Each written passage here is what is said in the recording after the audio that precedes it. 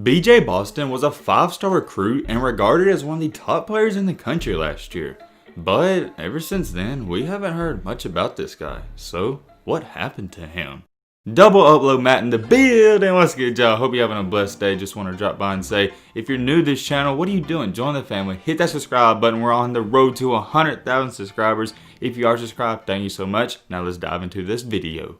In high school, there was a lot of great things to say about this guy. He wasn't really a guy that came onto the scene out of nowhere. Ever since he started playing in high school, everyone knew he was going to be the next big thing. Or at least that's what they thought. With that being said, for his high school career, I'm going to try to keep it short and sweet. He was absolutely nothing short of a great basketball player and a great prospect. He was an all-around great offensive player, could dribble, shoot, pass, and he was good on the defensive side too. To make things even better, he was listed at roughly 6'6" and 175 pounds, which is a solid build. And if that wasn't enough for you, he had a 96 overall grade on ESPN, was a 5-star recruit, and ranked the 7th best overall player in the entire country. This wasn't just one of those guys who had the hype, he was a legit stud. And matter of fact, he was so good, just listen to this. People were already talking about when he's going to get drafted. When I say everyone, I mean everyone was projecting him to be a one and done at Kentucky. I guess I spoiled that part for you too. Yes, he wound up deciding to commit and sign with Kentucky basketball. When this move happened, it seemed like an all-around great fit. What is Kentucky known for? Getting 4- and 5-star recruits and producing them to the NBA in less than 1 year. Everything was really lining up for BJ to make it to the league without having any problems. But however, with all that being said, this is where our story takes a drastic turn.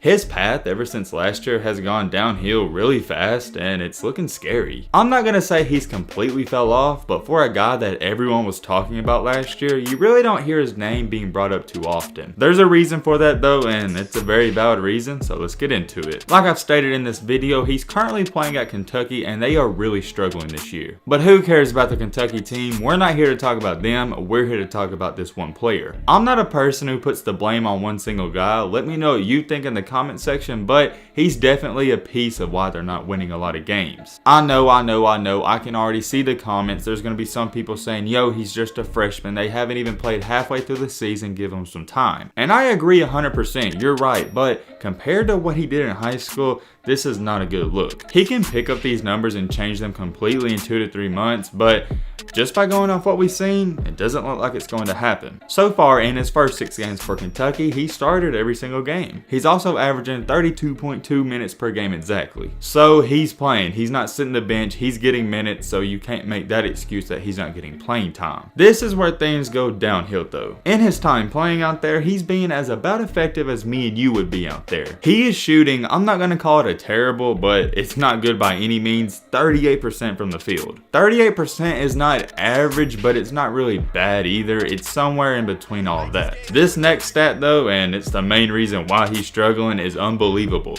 He is shooting a terrible 17% behind the 3-point line. 17%. There's no excuse for that. That's atrocious. And it's not just the 3 ball, it's any shot. He hasn't been a good shooter at all so far. I don't know if he has jitters and pressure to succeed right away. Maybe that's a thing and he'll fix that, but something's going on. Another reason why it really stands out to me was because in high school, he was known as being a solid shooter. He's a freshman and he's only played in 6 games, so me personally, I'm going to give him the benefit of the doubt. Hopefully he turns these numbers around. He hasn't been a solid mid-range shooter and he hasn't been a solid 3-point shooter, and in the modern day college basketball and NBA basketball, you gotta be lethal from both of those spots. To make things even worse, and you could even argue that this is his worst stat, he's averaging 2.3 turnovers per game. I understand that's not a crazy amount of turnovers, but if you watch the games, you can tell that he's not taking care of the ball. The only real bright side you could even take away from this, and I don't even know if you would call it a bright side, is that he is averaging 14.5 points per game. But do not let that stat fool you, because he's shooting the ball 14.5 times per game. So for him to average 14 points, that's really not efficient. Things have actually looked so bad for him out there that people are already saying that he's already fallen out of the mock draft lottery picks. I don't think you quite understand that going into the season, he was projected to be a lock to get drafted and be a one and done. But with the way he's been playing so far, people are saying that he probably and more than likely needs to come back for a second year. That's how bad it's actually been for him out there. Imagine people predicting you to be a lottery pick,